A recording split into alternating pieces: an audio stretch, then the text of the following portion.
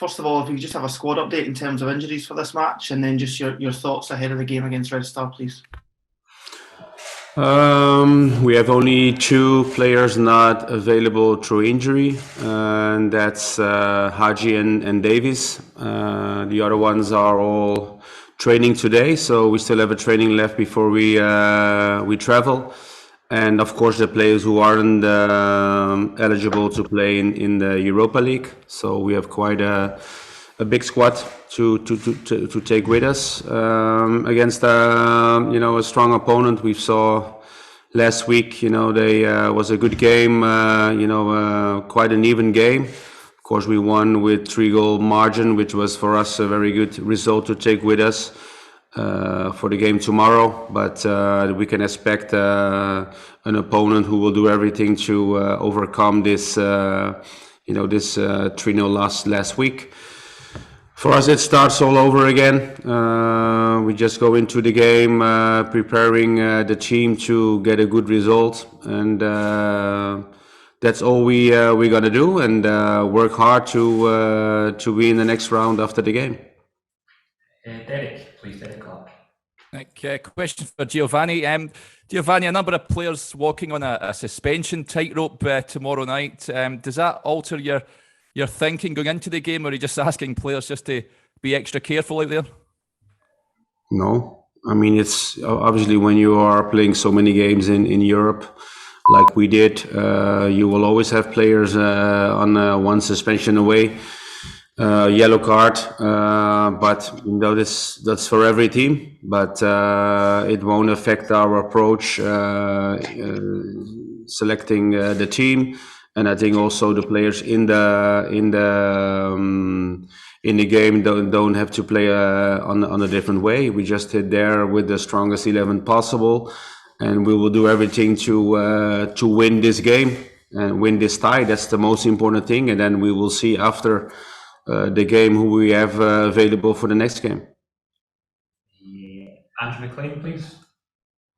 Hi Giovanni. A lot of people talk about the hostile atmosphere at Red Star Belgrade Stadium. Is that something the players are going to have to relish if they want to put in the performance they want to tomorrow night?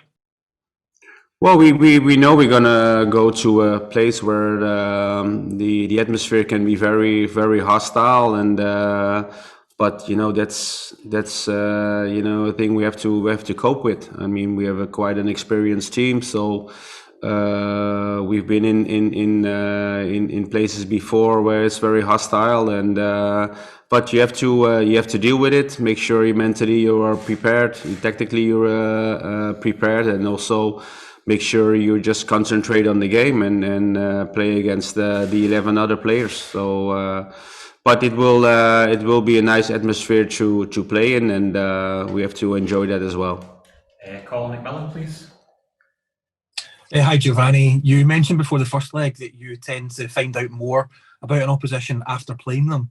What did the first leg tell you, and has it changed your approach going into this second leg?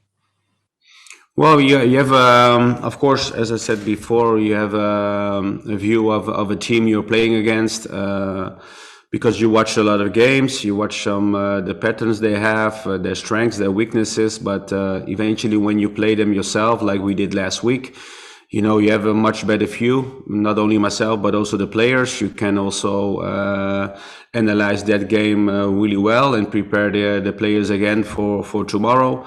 So, but I think the outcome of the analysis is the same, that we are going to play against a very good opponent, and that will, that won't change. Sahil, please. Giovanni, you said that the game starts all over again, but what will your message be to the players going into this with a 3-0 lead from the first leg? And mentally, how do they approach that? Is it to win again? And if they were to go 1-0 down, how will the team get them to adapt and respond? Well, I think you start over again. The game last week is played. Now we're gonna play a new game. And I think we have to just approach the game to have the best result possible tomorrow, and don't go into the game already know that you have a 3-goal difference. So we have to bear from the first minute try to be solid, try to be dangerous as well at the right moments in the game, so that doesn't affect us. And of course, you will have moments in every game where you maybe go 1-0 up or 1-0 down, but just make sure we stick to our tactical game plan and make sure we do everything we can to get a positive result after the game. Matt Ligmore, please.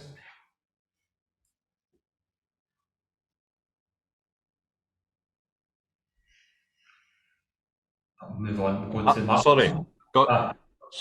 Sorry, got the unmute button there.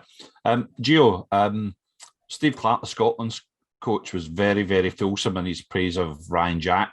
Obviously delighted to get him back for the Scotland squad. Strikes me as being the type of player that makes the players around him play. Has it been frustrating not to have him available to you in the squad for such a long time? Well, of course, it's always you want your players to be available for games. So the same for Ryan. We had to miss him a long time this season through injury, and you could see his performances and what he brings to the team, which is very positive for me. So to have him back in the squad the last weeks, it's. For me, it's good. It's also good for the team because we have a broad selection of players we can choose, and his performances are really well in the last week. So that's always also because he get picked again for Scotland. He will give his best for Scotland as well, and his character, his attitude, and his performances will also benefit Scotland. So I'm more than happy to have him back, in the last weeks. Matt Wilson, please.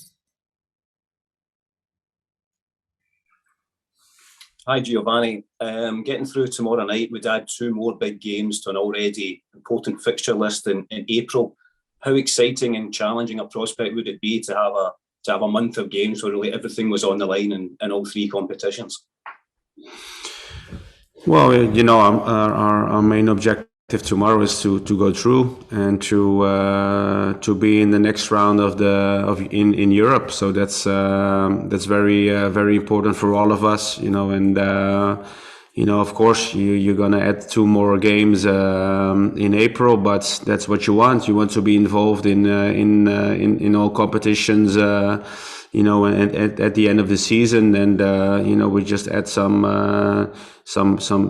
games against very quality-wise, very strong opponents. So, that's what you want when you are playing. That's what you want when you are a coach, and that's I think also what you want as a club and the fans to play many games at top level. So we just have to go out tomorrow and make sure we are in the next round. Robert Grieve. Hi, Gio. You mentioned earlier about the atmosphere and the kind of occasion of what the game's going to be like for the players. And there's a long walk from the players down the tunnel onto the pitch. There's going to be kind of real atmosphere inside the stadium. Can I actually bring the best out of the players? I mean, you're talking about dealing with it and coping with it, but is it something they should actually relish? Well, it's of course it's a challenge for us because to go out to a strong opponent in the atmosphere we're going to face tomorrow and to get a good result, that's a really big challenge for us, and that's why we go there to have a positive result and to make sure to go to the next round. And of course, some grounds are more difficult to go than others, but I think this one is definitely one of them that we all gonna see a great atmosphere tomorrow. Just the last couple, Michael Grant, please. Hi, Gio. The same issue really, but when you go to a place like this, is there anything that you can do as a manager to tell the players how to cope with it or how to keep their nerve if it is getting hostile, or if Red Star score the first goal, for example?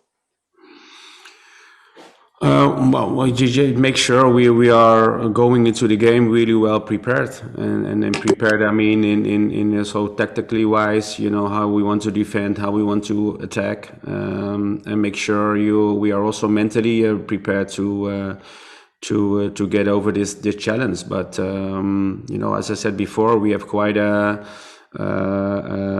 experienced side, a team who played many games in Europe in the last couple of years, and played also against strong opponents. So in that way we are I think well prepared. But as I said, it starts all over once the whistle goes. We have to be there, and tomorrow won't be any different. Last two, we'll do Chris Jack and then Jordan Campbell, please. Question for Ryan, please. Hi Ryan, these Europa League nights and Old Firm games always seem to bring out the best in you. What is it about that? And just to go back to the question April earlier on, what is it that a run that's so exciting, potentially coming up with league games, Europa League games, and also the cup semi-finals coming up as well? I think probably the level of opposition goes up, which tends to make the games a lot more open. Both sets of teams want to play football. Probably a lack of parking the bus, or tripling up, doubling up on players. Gives me more opportunity to to do what I do. Each player in the team probably raises the level a little bit more, given the opposition in these games. Because it's a very exciting fixture. Just Jordan, please, just to finish. Hi Ryan. The majority of this squad been together for 4 years now. Obviously, you've done brilliant in Europe together, but where would you say that the confidence ranks in this group now when it comes to this stage of the competition? And is there a sense that you could make this a special season if you get through and you're competing in all these fronts?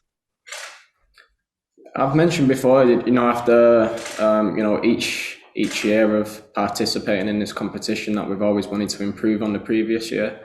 Which we have done so far, and that's no different for this year. We want to go as far as we can in this competition.